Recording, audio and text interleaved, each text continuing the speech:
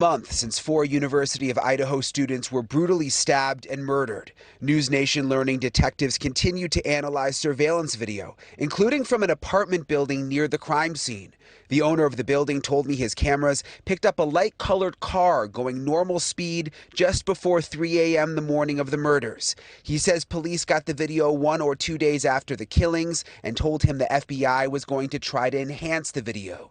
It's unclear if that is how detectives came up with the white Hyundai Elantra that they're looking for. We have looked at massive amounts of video footage, especially in the critical camera areas, and we've looked at the 24 hours prior to and 24 hours after of those, and now we're extending that out even further to other cameras and other time frames. Meanwhile, questions remain about a motive for the killings. So Gilliam and Maddie would both come in very happy, very friendly. You know, they always were just such a smile on their face. This Moscow, Idaho vape shop owner says victims Kaylee Goncalves and Maddie Mogan visited the shop about 6 times and talked about a stalker. I made a joke about it earlier. It was like, hey, coming together and stuff like that, it's nice to see you guys trying to stay safe.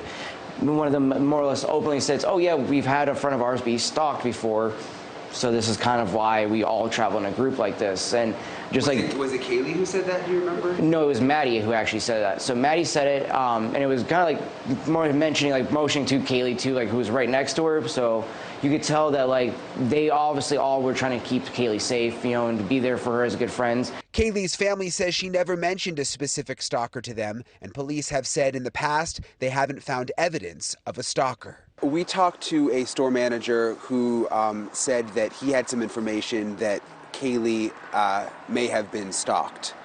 Is that something investigators are looking into? When we hear people report that kind of thing, we definitely want to hear about it. And we ask that people call our tip line, because that is where they can get connected to the people who really know what to ask and what they need to hear to see if that is something we can use or not.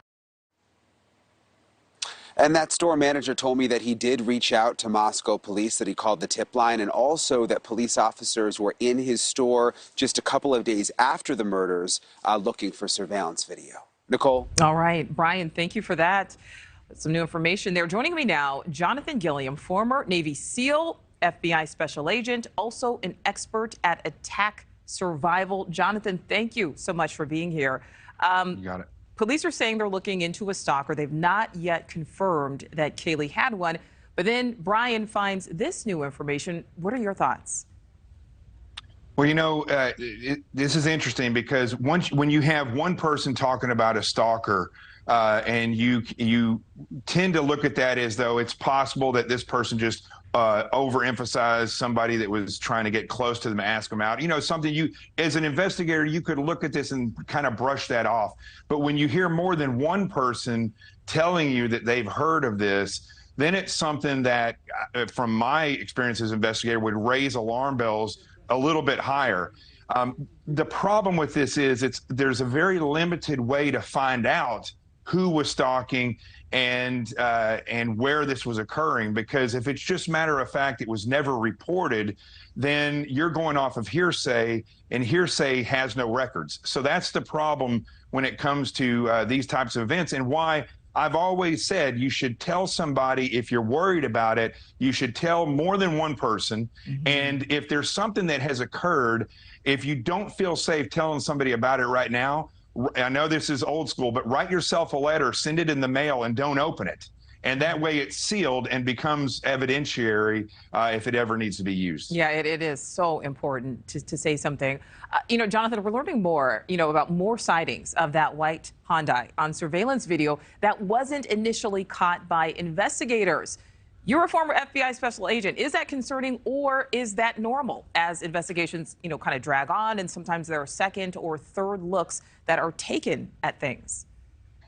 So first of all, you got to look at investigations the same way you look at how technology has advanced our ability to look at things that we've never been able to see before. We have stop action on our iPhones, and we can watch a sunset sped up and see these amazing things. We have slow motion, where we could break a glass with slow motion, and we'll be able to see things that you wouldn't be able to see in real time.